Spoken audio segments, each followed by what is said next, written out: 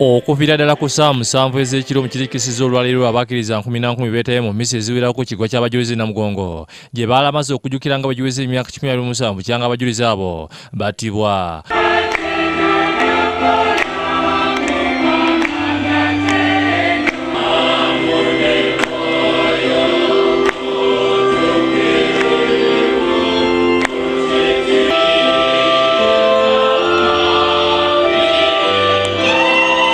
We baatuukidde nga misi y'okwegayirira Katonda n'okutendereza egenda mu maaso nga yakulemebwa mu Father Bon Francis Mwanga okuva e Kenya.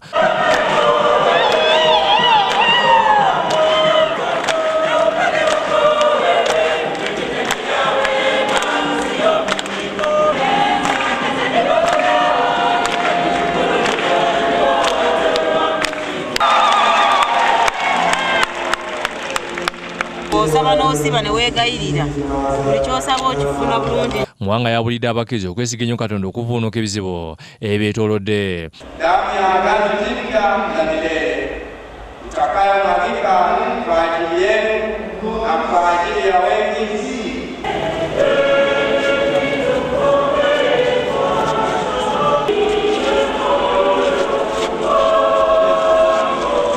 Mu kireera abakkiriza bangi balabiddwa nga basina amazzi ag'omukisa mu budomola ge baanaabyeko n'okutereka ati abandi ne banyika sapule mazzi ago. Abajulizi ba Uganda mutusaasire, tuli bubi.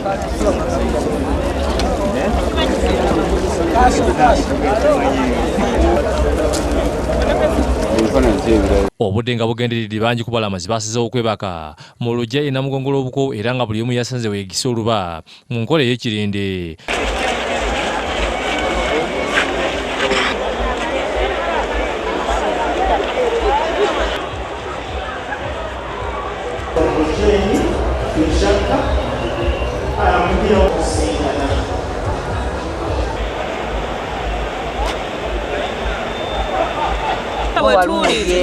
Tunafunayo obuzibu kuba situliseefu bulungi kati bannanga balasimanyi bulungi naye nga ffe tubadde bulungi. Waliwo n'ebingi okuva mu mawanga gatulinaanye abaatuuse ng'obudde bukya era nga balabiddwawo nga bakutte ebendera z'amawanga gaabwe.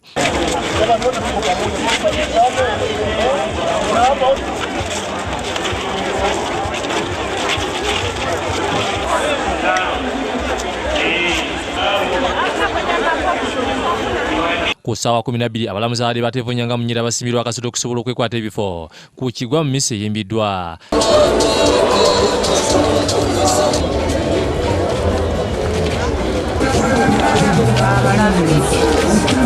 Abasinga abadde mu nsindikagano mu kuyingira ku bw'omu 6 obwassiddwawo.